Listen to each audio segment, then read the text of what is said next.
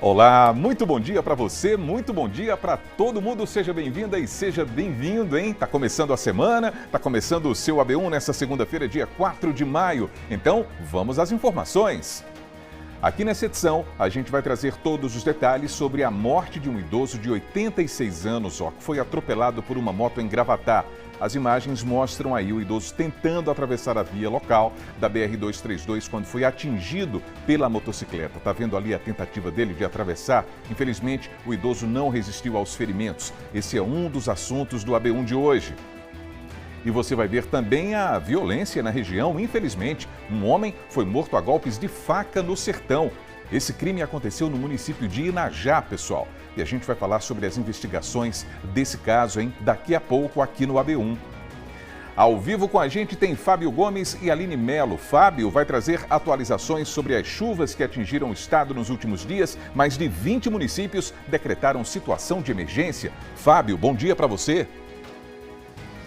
Bom dia para todo mundo que segue acompanhando a gente aqui nesse AB1. A gente tem atualizações sim, nós ficamos acompanhando ao longo do final de semana todos os estragos que foram causados pelas chuvas aqui nos municípios pernambucanos e 27 municípios decretaram situação de emergência. Inclusive, um deles é Passira, município que fica aqui no Agreste Pernambucano e é nossa área de cobertura. Nós temos também informações sobre o número de desabrigados e desalojados. De acordo com o governo estadual, esse número passa de 9.500 pessoas. Daqui a pouco eu volto trazendo mais detalhes sobre esse assunto e também falando sobre outras reportagens que são destaque aqui no G1, Almir. Muito bem, Fábio. Por falar em chuvas, pessoal, a Aline vai trazer informações sobre a situação das barragens que atendem aos municípios aqui do interior de Pernambuco. Um bom dia para você, Aline. É isso, Almir. Um bom dia para você, bom dia para todo mundo que nos acompanha. A Compesa divulgou os números de como estão as situações dessas barragens que atendem aqui a região no sábado. Já atualizou hoje, a situação é de aumento do nível de capacidade de cada uma delas, mas daqui a pouco a gente volta para trazer cada um desses números para vocês. Tá combinado então, Aline, estamos juntos nesse AB1 e a gente também vai mostrar como foi o fim de semana de forró lá na Cidade das Flores, porque teve o festival Viva Garanhuns para marcar a abertura do ciclo junino na cidade. Os shows aconteceram em 2 polos culturais e atraíram um grande público. A gente vai trazer todos os detalhes nessa edição. Joel Almeida e Leonardo Costa também estão com a gente ao vivo. Joel vai trazer notícia boa para quem está sonhando com uma oportunidade de trabalho. Quem sabe a realização acontece hoje. Não é isso, Joel? Bom dia para você. Isso mesmo, Almir. Bom dia para você, um ótimo dia para todo mundo que está com a gente aqui no AB1. A gente vai falar sobre as vagas que estão disponíveis nas agências do trabalho aqui de Pernambuco só para essa segunda-feira. São mais de 400 vagas e a gente vai falar sobre essas oportunidades, vai detalhar algumas delas aqui para a sua região. Então fica atento que daqui a pouco eu volto com outras informações sobre esse assunto. Almir. Muito bem, Joel. Leonardo vai falar sobre oportunidades no mercado de trabalho também, lá no Agreste Meridional, por exemplo. Muitas vagas por aí, Léo. Bom dia.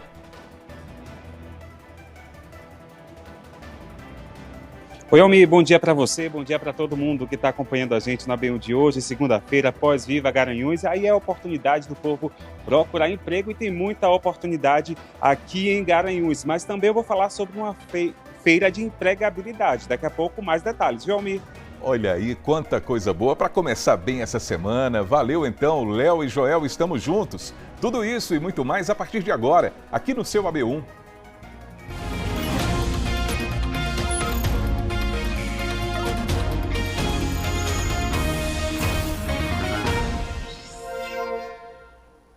Então, 11 horas mais 51 minutos, uma boa semana para todo mundo. Vamos juntos aqui na telinha da TV Asa Branca, pelo nosso portal, o G1 Caruaru e Região e pelo Globoplay também. Aqui do lado o QR Code que leva você para o nosso aplicativo para acompanhar o AB1 ao vivo e de graça pela internet.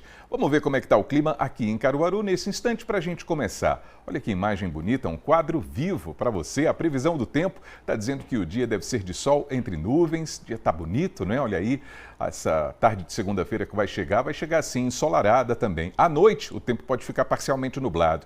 A temperatura agora está marcando 27 graus e a mínima não deve passar dos 21.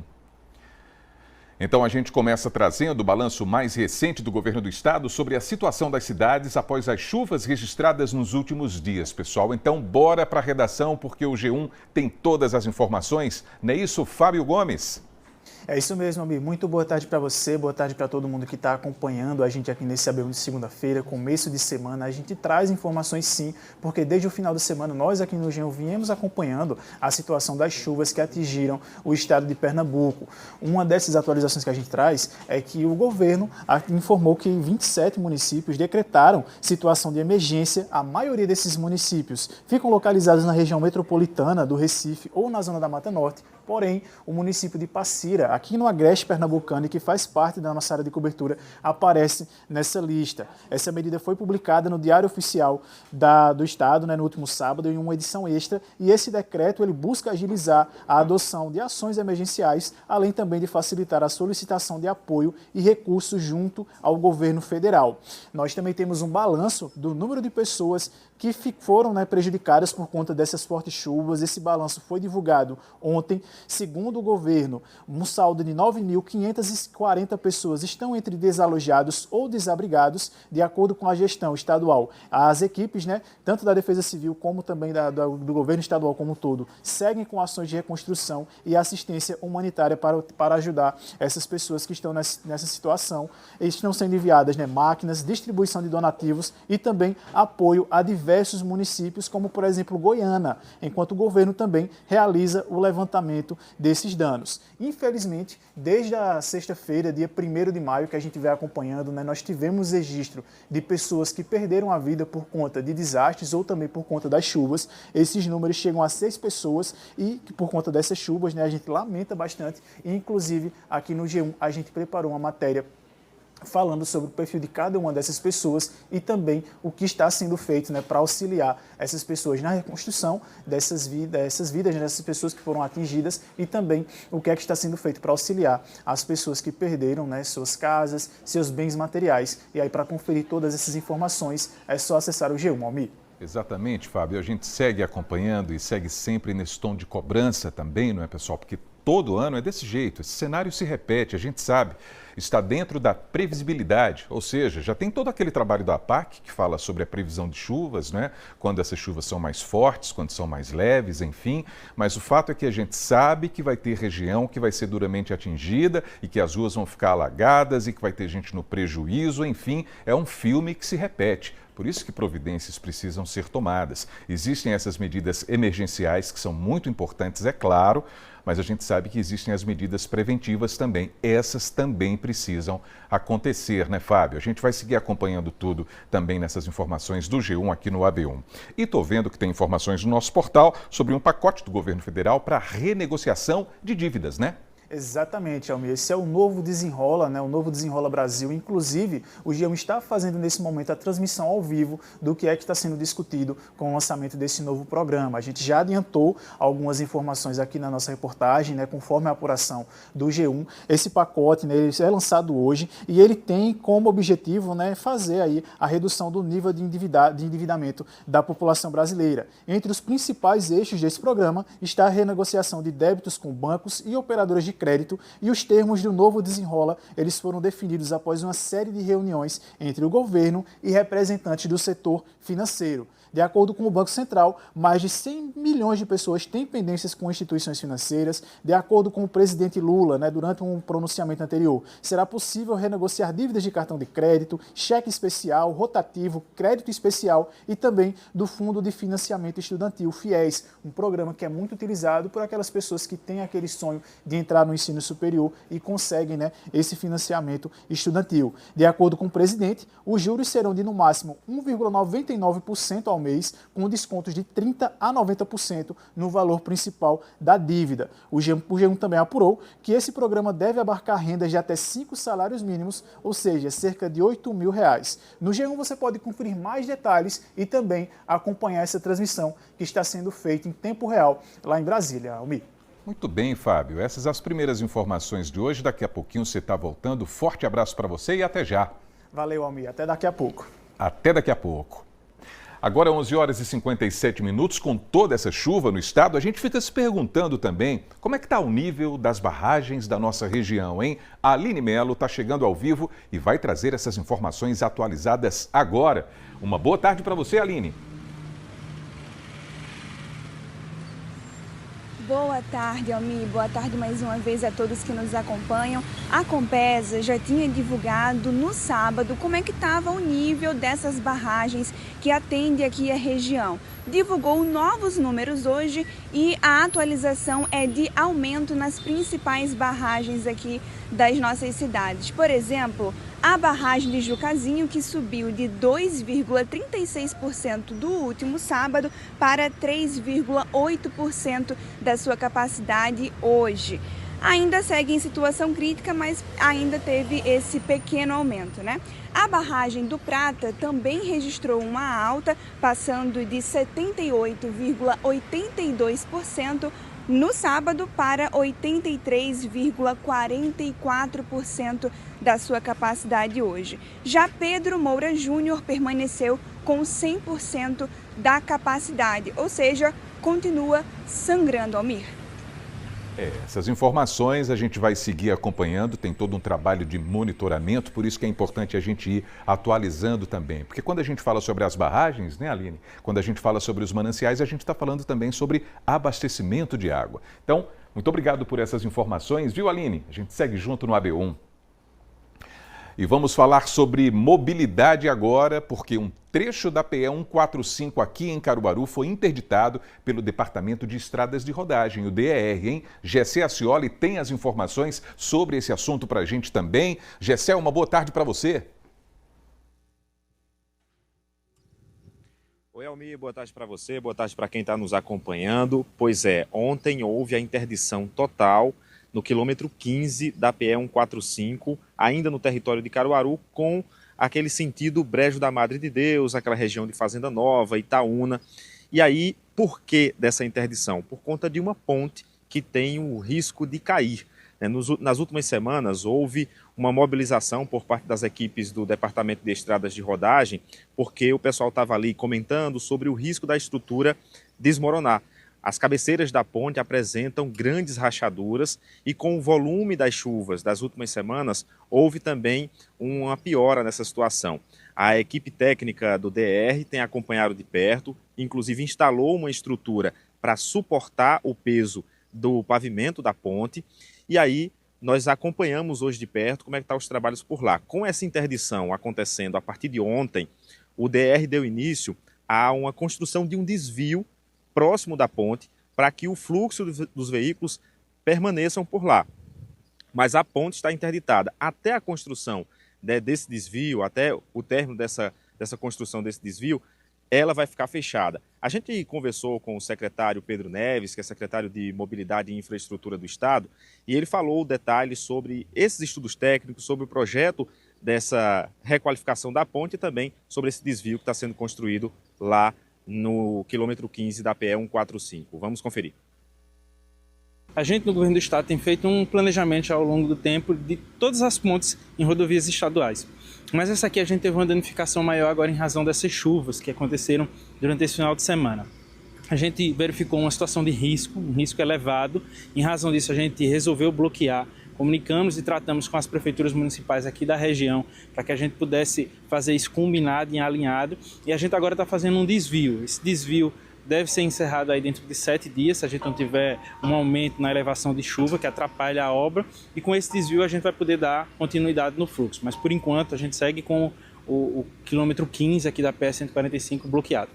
Em relação ao futuro da ponte, né? Porque depois desse desvio é que inicia esse trabalho de requalificação do equipamento. Isso, aí depois a gente começa uma requalificação estrutural na ponte, onde a gente vai poder deixar ela realmente em condições de tráfego e por um bom período de tempo fazendo a manutenção, o acompanhamento, como não só nessa ponte, mas em todas as pontes que estão em rodovias estaduais e até mesmo naquelas que são federais, mas que estão com concessão do Estado.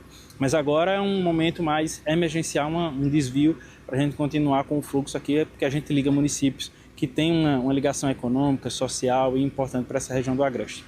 Quando a gente fala sobre novo projeto, nova obra para ponte, isso deve levar quanto tempo? Já tem projeto em andamento? A gente já tem projeto em andamento, é só a conclusão dele, já dá início aí na tratativa. Aliás, já temos processo de licitação, inclusive, em andamento, para depois a contratação da empresa e a obra que deve durar aí algum período de tempo de 2 a 3 meses.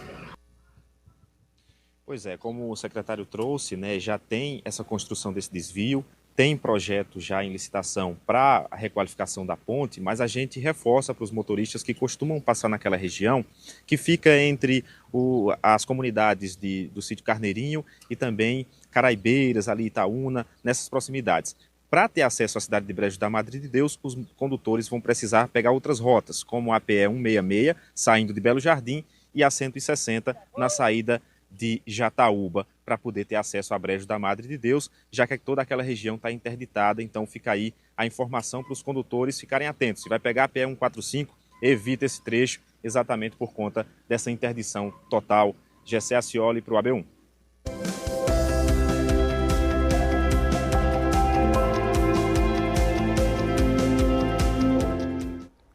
Muito bem, agora meio-dia, 3 minutos. É bom começar a semana trazendo oportunidades também. É hora do AB Emprego e quem começa trazendo as vagas dessa segunda-feira aqui no interior é Joel Almeida, que está com a gente ao vivo também. Boa tarde para você, Joel. Oi, Almir, boa tarde. Boa tarde também para você que está junto da gente aqui no AB1. Olha só, uma pesquisa feita pelo IBGE recentemente aponta que no Brasil, de norte a sul do país, são mais de 6 milhões de pessoas desempregadas. Por isso que a gente segue firme nesse compromisso de passar as vagas disponíveis. Só para essa segunda-feira, por exemplo, de acordo com o governo do estado, são mais de 400 vagas disponíveis. A gente vai detalhar algumas delas aqui para a sua região. A gente vai começar com Caruaru. Vamos ver. Em Caruaru tem uma vaga para administrador de empresas, 5 vagas para ajudante de carga e descarga de mercadoria, uma vaga para alinhador veicular, 4 para atendente de lojas, 50 vagas para atendente de telemarketing, 2 para auxiliar administrativo, 2 também para auxiliar de escritório, 5 vagas para auxiliar de limpeza, 6 para auxiliar de linha de produção, 3 vagas para cozinheiro, 1 para eletricista, 3 vagas para embalador, vagas também para engenheiro civil, manicure ou pedicure e mecânico de refrigeração e climatização.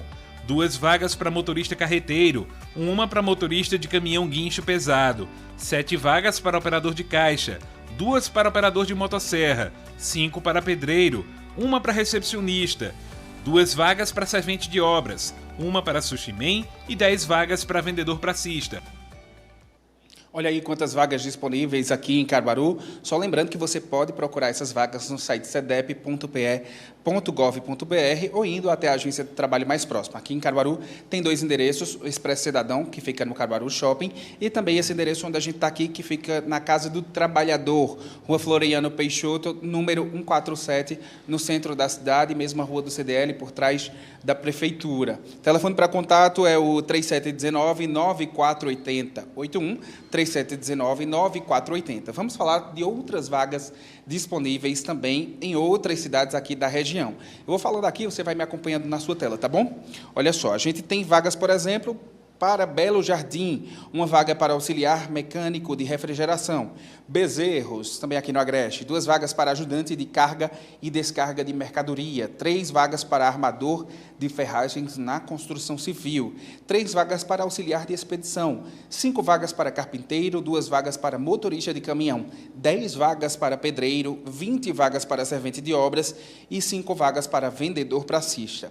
Vamos falar das vagas de Santa Cruz do Capibaribe, 3 vagas para atendente de lojas, 10 vagas para atendente de lojas e mercados, 2 vagas para auxiliar administrativo, 3 vagas para auxiliar de estoque, 2 vagas para costureiro, a máquina na confecção em série e 7 vagas para pedreiro.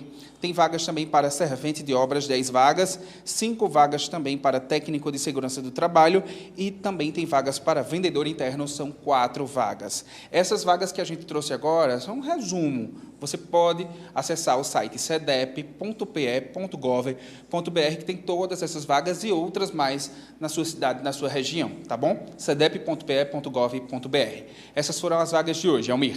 Muito bem, Joel, muito bem. A gente segue aqui ao vivo com a AB Emprego. A gente vai falar sobre um assunto que também interessa a todo trabalhador que conta com Vale Alimentação para fechar as contas do mês. Desde fevereiro, novas regras entraram em vigor, trazendo mudanças, desde o uso do cartão em diferentes maquininhas e tal, até o limite do que pode ser descontado lá no contra-cheque. Só que ainda existem muitas perguntas do tipo: o Vale Alimentação é um direito garantido por lei ou depende da empresa? Hein, Joel?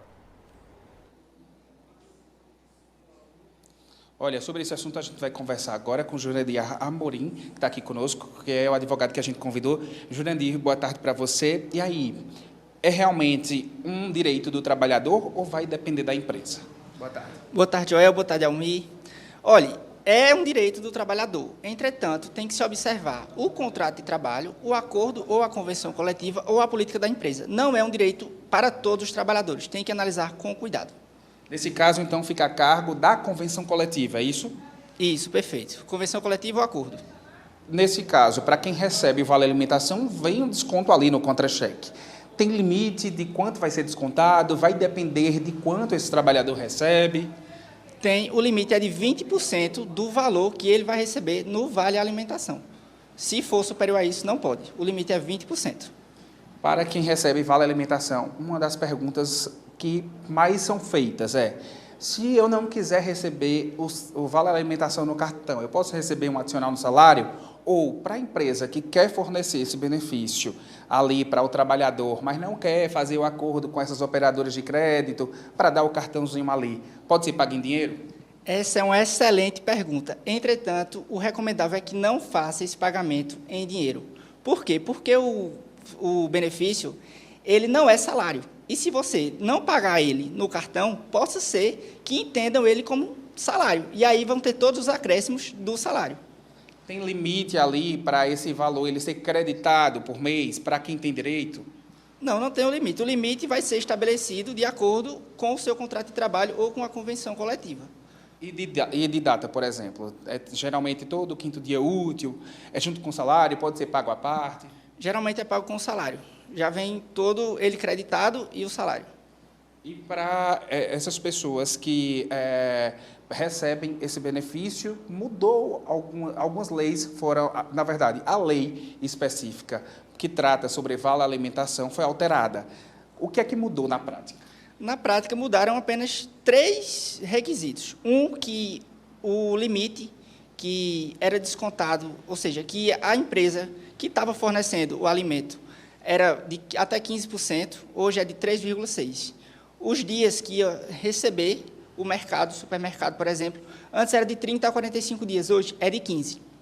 E agora que a maioria dos supermercados estão atendendo que todas as maquininhas de cartão hoje aceitam o Vale.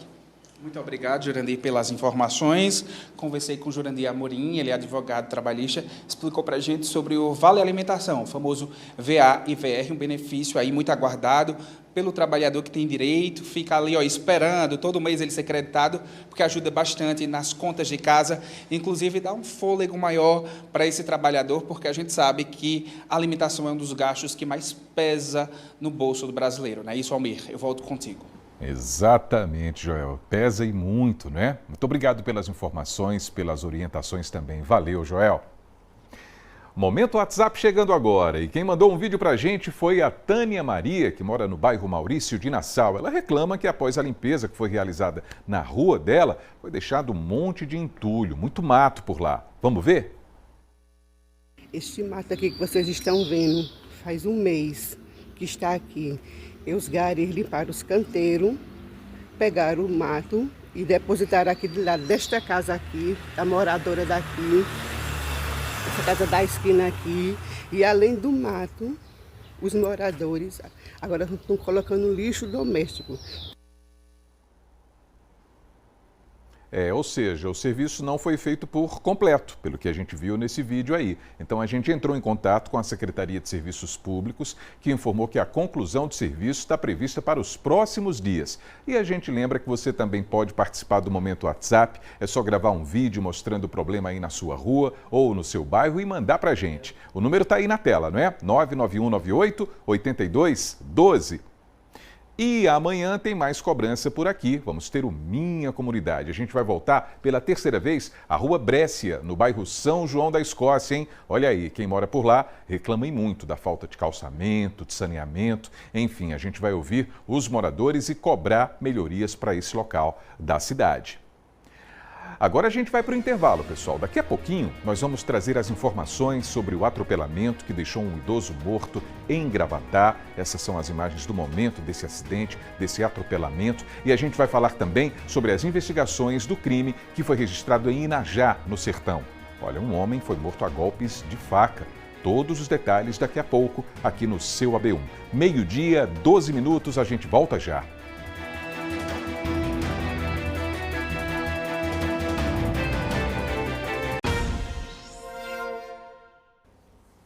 Estamos de volta com o seu AB1, agora 12h, 14 minutos. E a gente vai dar uma olhadinha, então, na movimentação do trânsito, nessa tarde de segunda-feira que abre essa semana.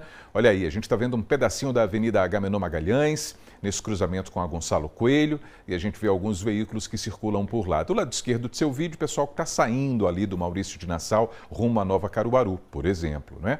E tem ali os veículos que também estão seguindo no sentido ali da Visconde de Inhaúma. Algumas motocicletas também, aí no sentido da própria Gonçalo Coelho, e é essa a movimentação que a gente observa nessas imagens ao vivo. E olha, pessoal, um idoso morreu atropelado por uma moto em Gravatá. O acidente foi registrado por uma câmera de segurança e a gente vai voltar à redação ao vivo para falar com Fábio Gomes. Esse é mais um assunto do G1, infelizmente. Não é isso, Fábio?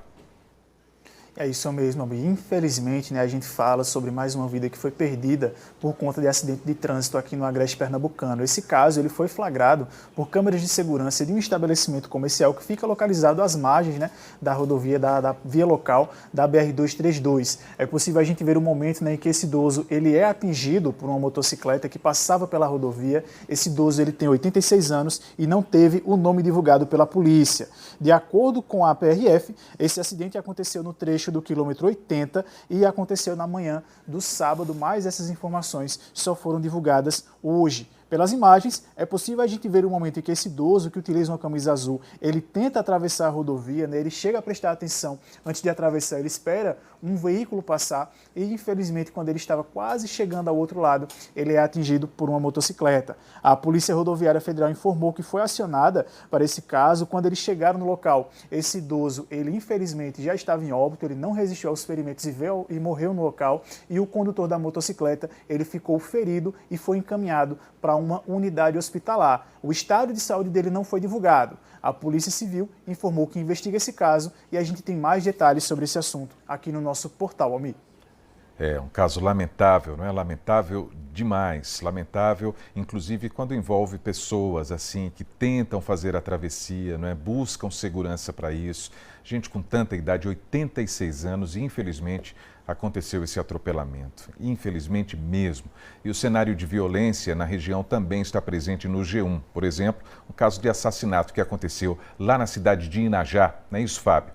Isso mesmo, Almir. Outro caso lamentável que acabou sendo destaque aqui no G1 é sobre esse homicídio no município de Inajá. Câmeras de segurança do próprio hospital do município flagraram esse momento em que essa vítima ela é assassinada com diversos golpes de faca. Essas imagens são muito fortes, nós embaçamos aqui para não estar mostrando essa cena, né? É possível a gente ver o momento em que a vítima ela chega no local, na garupa de uma moto e acaba caindo. Logo em seguida, esse agressor, esse criminoso, chega em outra motocicleta e vai até a vítima que utiliza uma camisa azul e acaba atacando ele com diversos golpes de faca. Essa vítima ela foi identificada por Gregório da Silva Neto, de 34 anos. De acordo com o relato de moradores do município, o Gregório ele já havia sido esfaqueado antes de chegar nesse local aí que as imagens de câmera de segurança mostram. De acordo com os moradores, ele já havia sido atacado, ele estava procurando socorro nessa unidade hospitalar e o agressor acabou perseguindo ele e acabou matando ele nesse local. A Polícia Civil informou que está em diligências, investiga esse caso. Até o momento,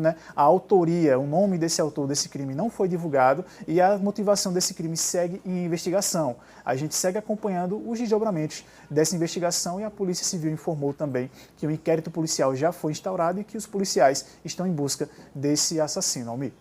Fábio, quanta violência, quanta frieza, não é? São registros tristes demais e revoltantes também quando a gente tem acesso a esse tipo de imagem, a esse tipo de registro, a esse tipo de notícia.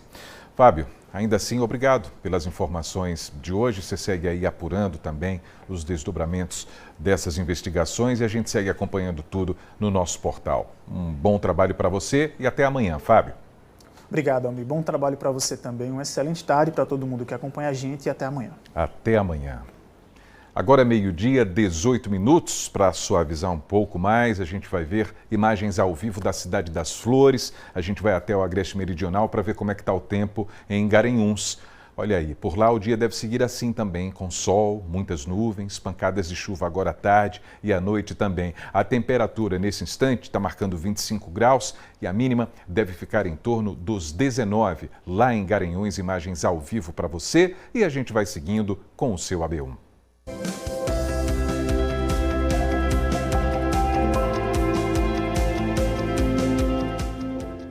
Então vamos à segunda parte do AB Emprego de hoje. A gente vai direto para lá, para Garanhuns. Leonardo Costa está chegando ao vivo com as oportunidades no Agreste Meridional também. Boa tarde para você, Léo.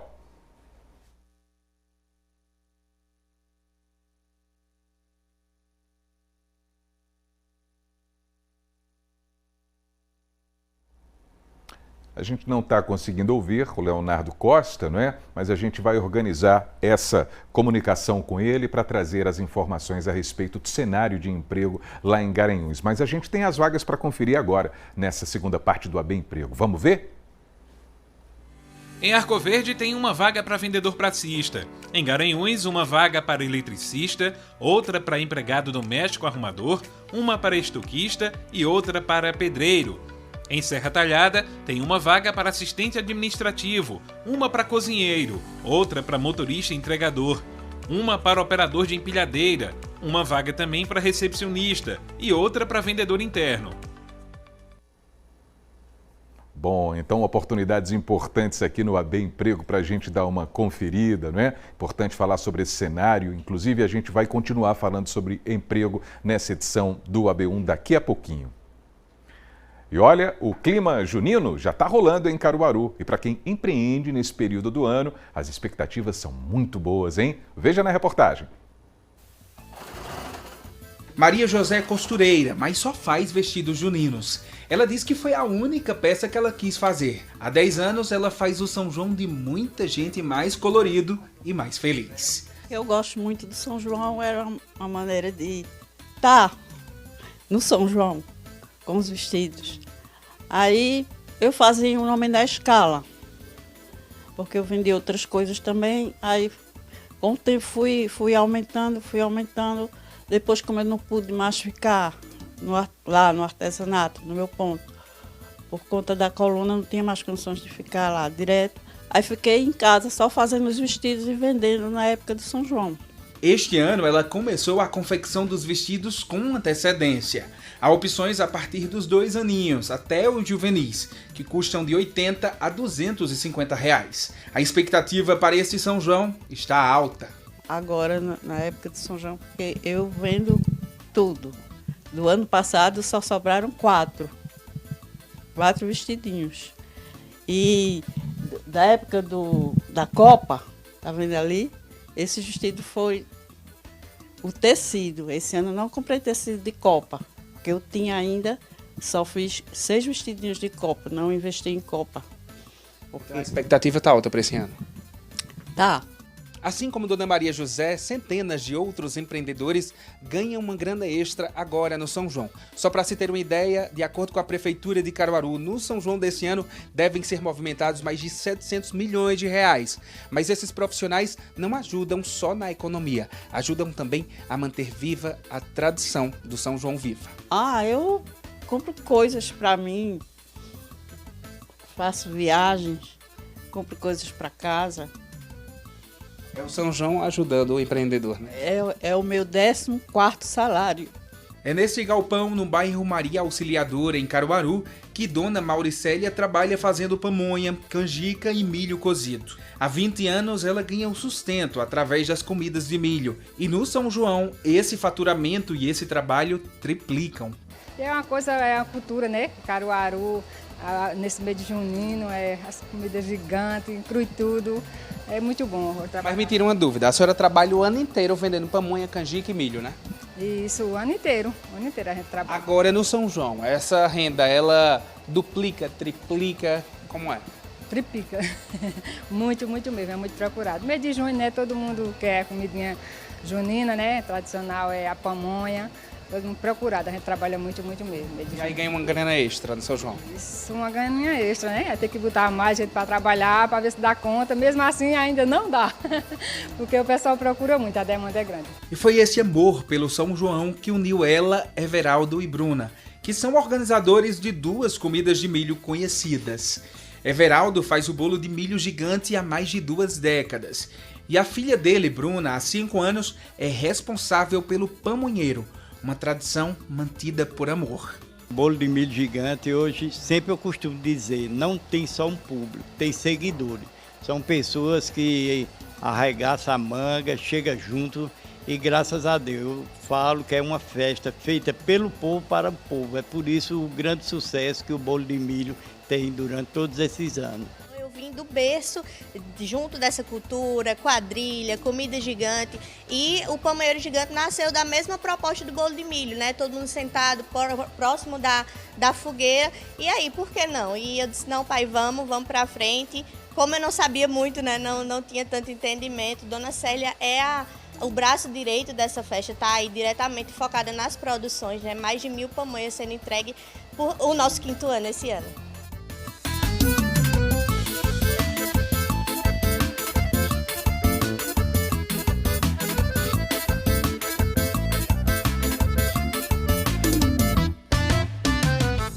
Muito bem, então a gente vai seguindo aqui com o AB Emprego, a gente volta a Garanhuns para falar com Leonardo Costa, porque a gente ficou sabendo que vai ter uma feira relacionada à oportunidade de emprego em Garanhuns. Não é isso, Léo? Conte tudo para a gente. Boa tarde para você. Isso mesmo, amigo. Boa tarde novamente para você, para todo mundo que está acompanhando a gente. Comunicação restabelecida, eu estou aqui com a Amanda Vanderlei, que é responsável por essa feira de empregabilidade. Já estou sabendo que tem 30 parceiros. Imagine, se tem 30 parceiros, quantas vagas serão distribuídas, né? Amanda, fala aí para a gente. Boa tarde. Já estamos na 11ª edição da Feira de Empregabilidade. São muitos parceiros, vagas reais de emprego, estágio e jovem aprendiz. Além disso, teremos serviços sociais também sendo ofertados nesse dia. A gente estava falando, inclusive, de uma oficina para fazer currículo, né? Que ainda é uma dificuldade. Exatamente. Então, você que está em busca dessa vaga, é importante, sim, chegar com seu currículo bem elaborado. Estaremos ofertando, no dia do evento, uma oficina orientando o que colocar nesse currículo. A gente sabe que é uma feira, mas quando se fala de oportunidade de emprego, é melhor se vestir adequadamente para essa oportunidade? Com certeza. A gente não pode esquecer que numa entrevista de emprego, a vestimenta, a postura, ela é um grande diferencial, além da qualificação profissional. E uma feira aberta ao público geral, como é que vai funcionar? Exatamente. É um grande serviço social, uma feira aberta a toda a população.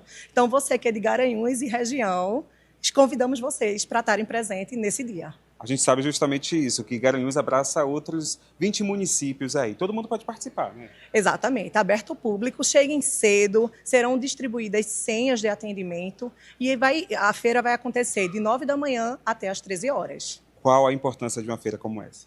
É fundamental. A gente está unindo a necessidade das empresas que têm de contratar, estão com vagas em aberto, mão de obra, e das pessoas, da população que está em busca de uma vaga de emprego. Então, é o momento certo de se inserir no mercado de trabalho. 11ª edição, tem algum diferencial aí?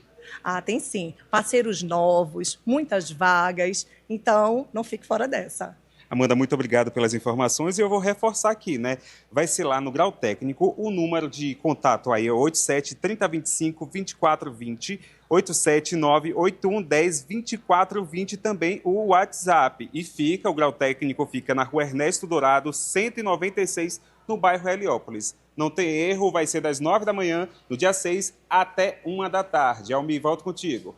Que coisa boa, hein, Léo? Como é bom começar a semana assim. Muito obrigado pelas informações, hein, aqui no nosso AB Emprego. Valeu demais.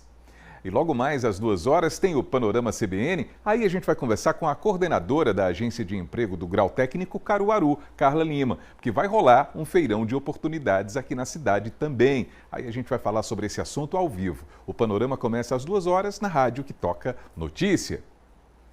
E olha, quando o tempo fica mais quente, muita gente recorre ao ar-condicionado. É uma alternativa que pode trazer mais conforto e, na mesma proporção, pode pesar mais no bolso também. Mas, de acordo com especialistas, saber usar e cuidar corretamente desse aparelho pode evitar sustos e prejuízos com a conta de energia. Olha só. Para conseguir descansar de verdade, Cláudio liga o ar-condicionado todas as noites. Não importa a época do ano. Ninguém abre mão. A gente, mesmo o quarto, a gente, quando construiu, tem uma excelente ventilação, né, um corredor de vento aqui com 2 entradas. Mas sem ar-condicionado a gente não sobrevive. É muito quente. O professor de refrigeração e climatização, José Rogério, explica que tanto esse modelo split quanto o outro, do tipo janela, que atravessa a parede, também chamado de ACJ, apesar de terem aparências diferentes, possuem muitas semelhanças no funcionamento. Questão diferencial é que o split ele proporciona uma questão de um conforto acústico melhor e disponibiliza a versatilidade de instalação. Cada pessoa tem uma preferência de temperatura e ela pode influenciar no gasto de energia do aparelho. Bora aproveitar então aqui o conhecimento de Rogério e tirar as dúvidas do próprio Cláudio, porque o tipo de aparelho, na hora da compra, você também ficou meio na dúvida assim, do que levar, né? É verdade, né? Chegou o tal do inverter, né? Era a novidade do mercado, que era mais econômico, que refrigerava melhor. E tanto que eu substituí o do meu quarto, né, por um inverter, passei do meu quarto para o meu escritório. Mas a minha dúvida é, de fato o inverter é mais econômico do que o split normal? Bom, de fato, né, o split, esses aparelhos hoje em dia são dotados de uma automação que proporciona maior controle na temperatura do ambiente e também economia. Dessa forma, você consegue reduzir o consumo à medida que o quarto vai esfriando, o consumo vai diminuindo. Não tem mais aquela necessidade do aparelho trabalhar 100% no consumo, parar e depois voltar a funcionar. Tanto no de janela, hoje em dia, como no split, já tem essas tecnologias disponíveis. E claro, ao ligar, o ar-condicionado feche portas e janelas do ambiente. Isso também ajuda no melhor desempenho do aparelho. E tem mais orientações. Ô, Rogério, um aparelho que registra aí até 16 graus, mas não sei, consegue chegar até 16, até 18 graus? Dependendo da questão de projeto de instalação, dificilmente. E outra coisa, esses aparelhos não são projetados para trabalhar nessa temperatura. Eles são projetados para trabalhar na temperatura de conforto, entre 22 e 24 graus. 20 graus, coisa parecida. Então, a pessoa bota em 16 graus, 18 graus, ele vai tentar atingir aquela temperatura do ambiente, não vai conseguir e vai prolongar o funcionamento dele, acarretando o aumento do consumo. Como é que eu escolho o melhor aparelho e a capacidade dele também, né? Porque tem a ver com o tamanho do cômodo. Existe essa, vamos dizer assim, história de calcular a capacidade do equipamento em função da área disponível.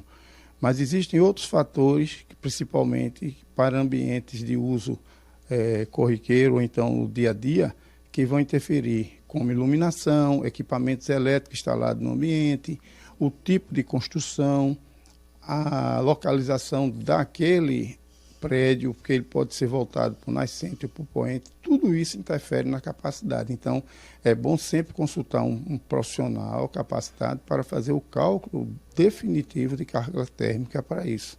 Além da questão da instalação ser bem adequada ao ambiente, a manutenção preventiva ajuda a manter o equipamento trabalhando em boas condições e manter também a qualidade do ar do ambiente. A limpeza do filtro semanal ou mensal é muito importante. E a manutenção do aparelho em si, completa, pelo menos uma vez no ano ou a cada 6 meses. Vai depender da frequência do uso desse ambiente. Existe na manutenção, quando a pessoa faz mensal ou anualmente, revisando a parte elétrica, reapertando terminais, ajustando os terminais de encaixe, verificando os componentes elétricos, isso vai ajudar a prolongar a vida útil do equipamento. Cláudio limpa os filtros e sempre chama um profissional para fazer as manutenções.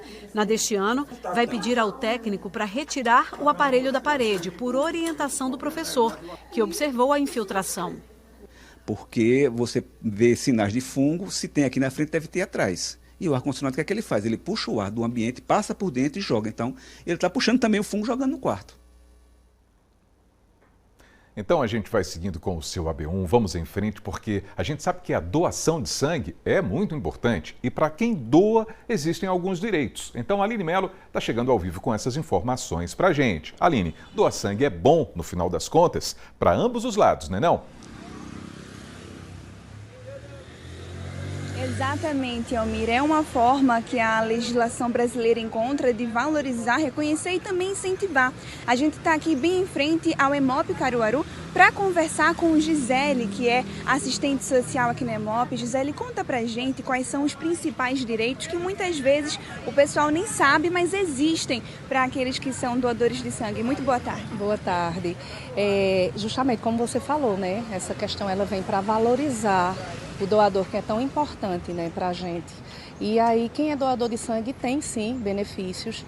Um deles é o direito à folga, né? O doador que ele trabalha em regime CLT, ele tem direito a uma folga no ano, né? Também a gente tem a questão para isenção em concurso público, né?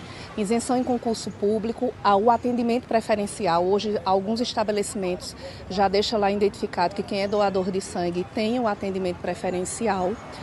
São essas questões aí que a gente vem para valorizar o doador de sangue.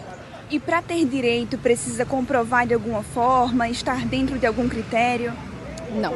E a questão da isenção em concurso público e também a questão de meia entrada em shows, né, precisa que o doador ele tenha a doação regular. No mínimo de 3 doações para o homem, né, e 2 doações para a mulher. E eles recebem um certificado de doador, né? Isso já ajuda muito a comprovar que é doador de sangue e que tem direito a esses benefícios. Isso, a gente emite para o doador, né, a partir da segunda doação, uma carteira que identifica, né, que ele é doador de sangue, mas para tanto isenção em concurso como para meia entrada em shows, é necessário que ele venha, nos procure para que a gente emita essa declaração para validar essa regularidade dele enquanto doador regular. Um detalhe importante, Gisele, é que o Hemop Caruaru está passando por obras, mas as doações seguem normalmente. O pessoal pode vir aqui e fazer a sua parte, não é isso? Isso, a gente está realmente em reforma, né, como vocês podem ver. E é com o objetivo de ampliar mesmo o Hemop e a gente poder melhor atender o doador, né? Mas aí a gente precisa e enfatiza, né, essa importância de que o doador compareça, que nada, a gente permanece nas mesmas instalações, né, está em reforma, mas a gente precisa que o doador venha até o Hemop. Inclusive, estamos com o estoque baixo para O negativo e B negativo e B positivo. Então, o doador que está apto para doar, está no tempo de fazer a doação, compareça ao Hemop e venha fazer a sua doação de sangue. De segunda a sexta-feira, em quais horários? De segunda a sexta, não tem intervalo para almoço, das 7h30 até as 17 horas. Maravilha, muito obrigada por suas informações. Então é isso, amigo, como você bem falou, bom para os dois lados, doar sangue é essencial e a gente convoca a população para que também faça a sua parte e entre nesse grupo. Volto com você. Muito bem, Aline, muito bem. Muito obrigado pelas informações, bom trabalho para você. Intervalo chegando e daqui a pouquinho tem o AB Esporte para a gente mostrar como é que foi o duelo do Central fora de casa. A Patativa arrancou um empate muito importante diante do ABC, hein? E a gente volta também com informações sobre os shows que marcaram o festival Viva Garanhuns. Muita gente foi curtir as atrações que colocaram todo mundo para dançar. A gente volta já, 12h, 37 minutos agora.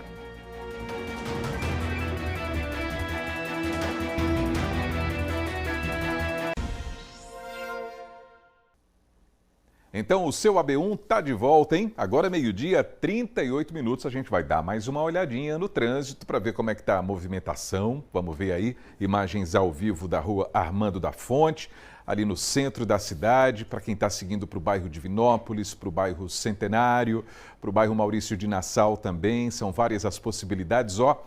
Muitos carros em motos, ônibus, movimento intenso nesse instante, nesse trecho da cidade. E vamos dar uma olhadinha também na previsão do tempo em algumas cidades da nossa região. Sempre bom dar essa olhada. Ó, começando aqui pelo Agreste tem Bezerros, com a temperatura mínima prevista para hoje de 21 graus e a máxima pode chegar aos 28. Catende, lá na Zona da Mata, mínima de 22, máxima de 28 graus, igual aqui ao Agreste, não é? E tem Serra Talhada no Sertão, ó, mínima de 20 e máxima de 30 graus por lá. Vamos nós então, vamos para o AB Esporte. Olha, nessa semana a gente vai descobrir os finalistas da Copa TV Asa Branca de Futsal. Herbert Ramos está ao vivo com a gente e vai trazer todos os detalhes. Oi, Herbert, boa tarde para você.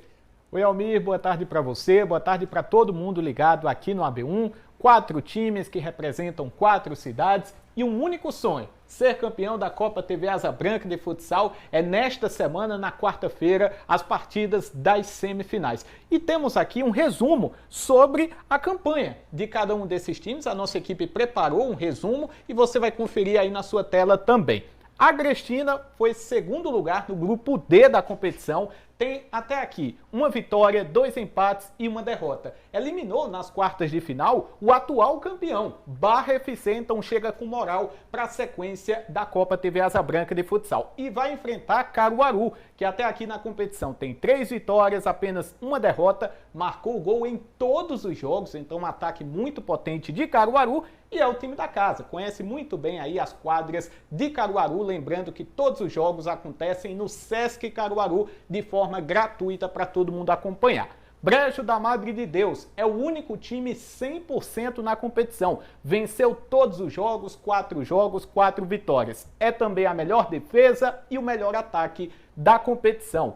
Palmares representa toda aquela região da Mata Sul, tem também uma campanha muito boa, 3 vitórias, apenas uma derrota e chega com moral porque goleou o Carauatã nas quartas de final por 5-1. Agrestina e Caruaru, Brejo da Madre de Deus e Palmares são essas as semifinais que vão acontecer na quarta-feira e a gente vai falar muito sobre isso aqui no AB1, Almir. O negócio está bom aí na Copa TV Asa Branca de Futsal, hein? E a gente vai seguindo para falar sobre a Série D do Brasileirão. Daqui da nossa região, o Central e o Maguari jogaram nesse fim de semana, hein, Herbert? Jogaram sim, Almir. Os dois entraram em campo e conseguiram bons resultados fora de casa. O Central, por exemplo, empatou em 1-1 com o ABC no Frasqueirão. Após cruzamento de escanteio, a gente está vendo aí o gol de cabeça do Wellington Carvalho. Desviou o lançamento, marcou aí para os donos da casa, abrindo o marcador para o ABC. Ainda na etapa inicial, no primeiro tempo, o atacante Caio Vinícius limpou a marcação e chutou de longe. Gol da Patativa para empatar o jogo. Fim de jogo, ABC 1, Central também 1.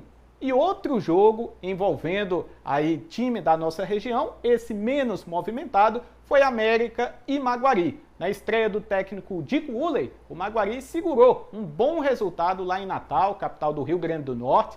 O Azulão Bonito teve algumas poucas escapadas no ataque, soube principalmente se defender e saiu da Arena das Dunas com um ponto muito valioso. A partida entre América e Maguari terminou em empate por 0-0, então os dois times da nossa região jogando fora de casa, contra adversários bastante complicados, mas voltam sem derrota, voltam com um empate, que é muito importante na sequência da competição, Almir. Isso mesmo, importantaço. Então, como é que está a classificação desse grupo aí com os times da nossa região, hein, Herbert? Almir, como os dois jogos foram empatados, a classificação se manteve ali com alteração na pontuação, mas não na posição da tabela. Então, simbora conferir como é que ficou, lembrando que esse é o grupo A8, que tem os times da nossa região, Central e Maguari. O primeiro colocado é o ABC, com 10 pontos conquistados. O América de Natal aparece na segunda colocação com 10 pontos. O Central, com o empate, se manteve na terceira colocação, com 8 pontos. Na sequência, Maguari com 7. O Souza venceu o Laguna, então encostou ali no Maguari, mas não chegou a tomar a posição do time de Bonito. O Souza aparece com 6 pontos e lá embaixo, o Lanterninha, o Laguna com 1 ponto. situação relativamente confortável para a Central e Maguari, que permaneceram no G4 da competição. Almir. Muito bem, seu Herbert. Só que agora a gente vai falar sobre esportes eletrônicos, porque tem um atleta aqui da cidade, uma fera, que fez a festa após uma conquista muito importante, hein? Exatamente, Almir. Ontem foi uma tarde, noite de festa para o caruaruense Paulo Neto, atleta de esportes que foi campeão da Libertadores de futebol eletrônico. O resultado foi obtido neste domingo. O Paulo Neto já tinha sido campeão sul-americano lá em janeiro, volta ao topo, desta vez com uma conquista ainda mais relevante. A conquista da Libertadores, né, de futebol eletrônico. Ele comemorou a conquista ao lado da família, a gente está vendo aí as imagens, e também comemorou ao lado dos membros da sua equipe, a Team Liquid. Foi a primeira vez que o Paulo conquistou a Libertadores virtual. Caruaruense já era visto como referência aqui na região. A gente aqui no AB1 já comentou bastante sobre os feitos do Paulo Neto e agora ele se torna também um destaque no continente. Então fica aqui o nosso parabéns a essa lenda chamada Paulo Neto. A gente fica feliz demais com essa conquista, Almir. O Paulo Neto já foi tema de reportagem, sempre nos atende muito bem e agora festeja essa conquista muito merecida, resultado de um trabalho muito bem feito nos últimos anos aí no futebol eletrônico. Os esportes eletrônicos têm crescido, é uma modalidade que tem crescido muito, né? Principalmente quando a gente fala sobre futebol e tem essa turma que se dedica, são horas de dedicação também. E como são muito jovens, às vezes precisam conciliar e devem, na verdade, conciliar, né? Os estudos com essa prática esportiva eletrônica. E aí vem o desempenho também, né? Vem o crescimento, o reconhecimento, primeiro do ponto de vista local, regional, depois nacional e no caso aí do Paulo, que é esse talento todo, um talento internacional, né? Grande fera, aqui os parabéns para o Paulo, né? E é um exemplo aí também a ser seguido pela galerinha que é esperta, que é fera nos jogos eletrônicos e que deseja seguir carreira também, conciliando sempre com os estudos, é claro, né, Herbert? É importante a gente valorizar todos os esportistas da região, também a turma dos esportes eletrônicos. E em destaque, lá no GE Caruaru e região, tem uma matéria falando sobre Paulo Neto e sobre outros assuntos envolvendo o esporte aqui do interior do estado. Vou ficando por aqui, Almir. Até amanhã. Herbert, grande abraço para você, meu amigo. Até amanhã. E vamos seguindo, Olha só, a Polícia Rodoviária Federal resgatou tatus. Eles estavam sendo transportados de forma irregular no porta-malas de um carro na BR-232 em Serra Talhada, hein? O flagrante aconteceu ontem durante uma fiscalização de rotina. Os policiais abordaram o veículo com 2 ocupantes e, ao revistar o compartimento de carga, encontraram os animais da espécie tatu-galinha presos em bolsas de couro. Olha só, pessoal, no mesmo espaço também estava um cachorro que, segundo os agentes, era utilizado para auxiliar na caça. A gente interrompe o AB1 porque agora tem informações do plantão do Jornal Hoje.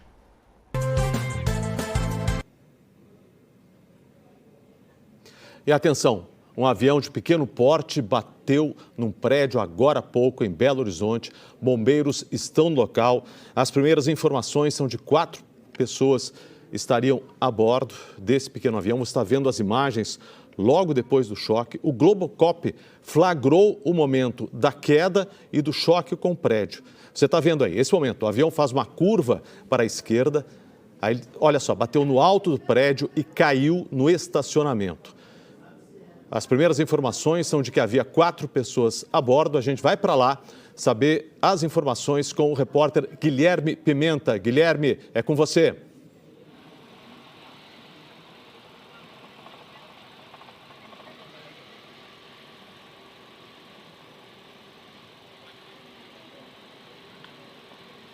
Olá, boa tarde. Nós falamos ao vivo de...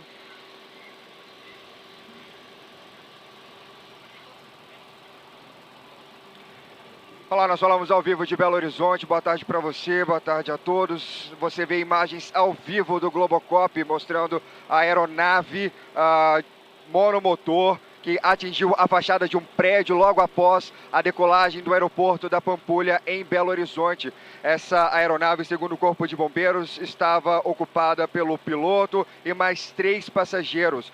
Segundo o Corpo de Bombeiros, 4 ocupantes, um deles já aparentemente sem vida e 3 em estado grave. Mas a Polícia Militar também tem informações a respeito dessas vítimas e diz que 2 pessoas estão em estado grave e mais pessoas em óbito, ou seja, outras pessoas morreram.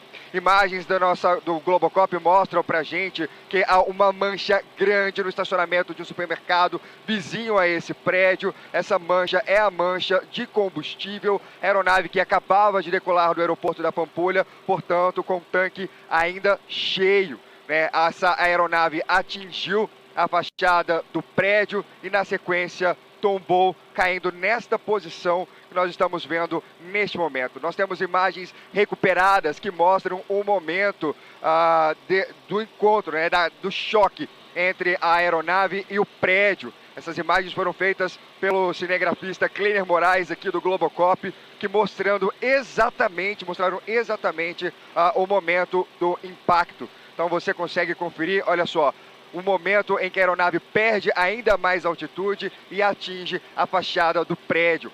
Diversas são as possibilidades, mas no campo da observação, enquanto a gente pode sustentar, o Globocop fazia o voo, a aeronave já apresentava problemas logo na decolagem, uma decolagem muito baixa, aparentemente muito pesada.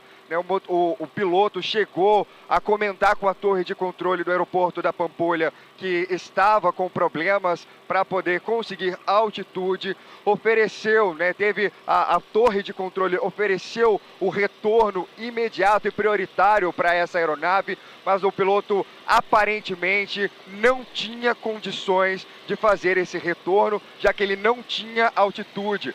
A gente mostra para você que o aeroporto da Pampulha é bem próximo dessa área bem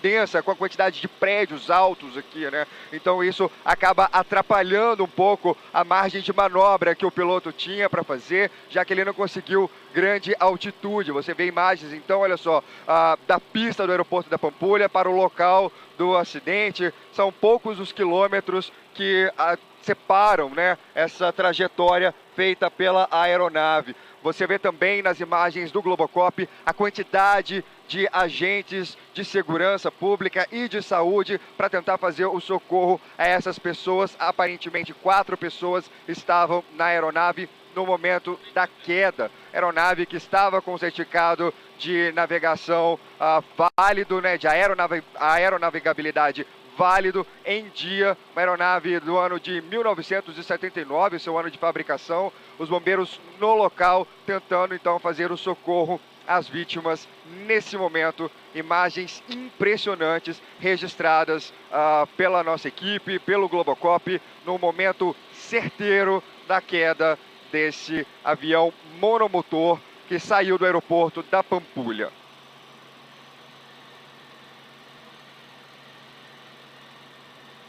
A gente está revendo aí as imagens, momento do acidente.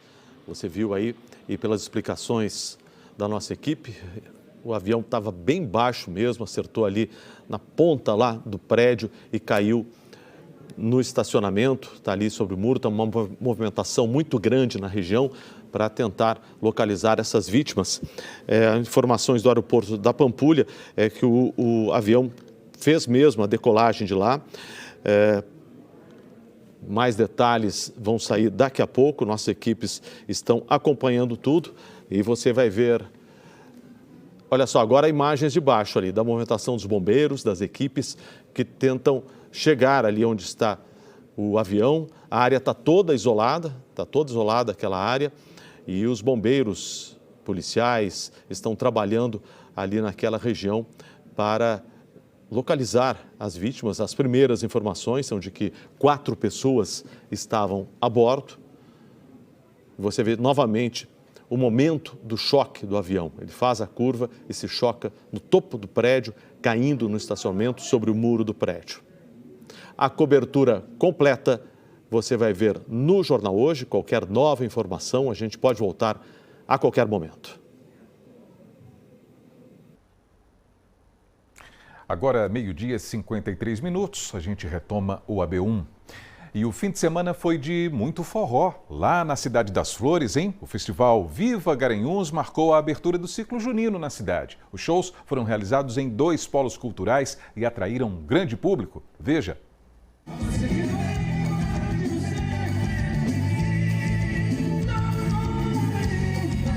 mês de maio começou em Garanhuns com o som da sanfona tomando conta do Agreste Meridional.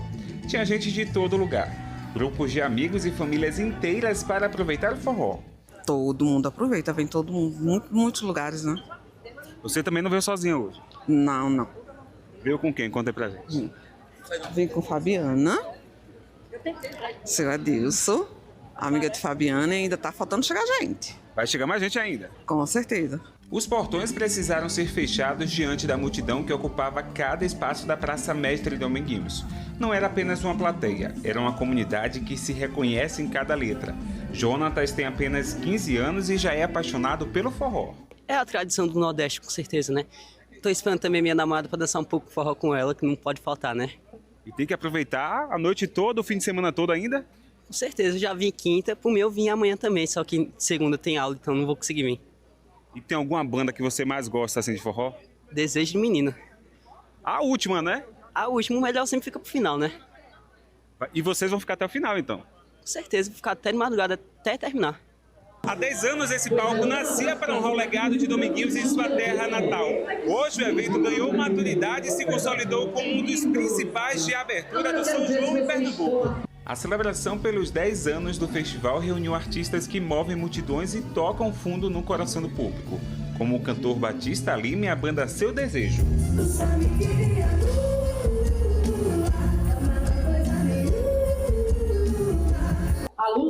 Eu vim do Viva Garanhuns ver Batista Lima, porque eu amo ele desde a infância, desde que ele iniciou e desde que ele saiu da outra banda, eu me encantei mais ainda com essa performance hoje, no sábado que ele fez, e eu me encanto muito com as composições. Esse coração só a gente, invejando a minha cara. E teve também a energia da banda Flor de Mandacaru.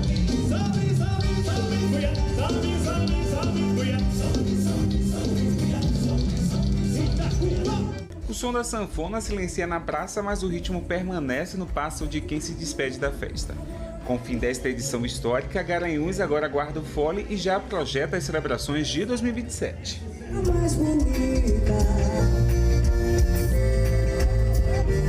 sorriu pra mim, naquele instante,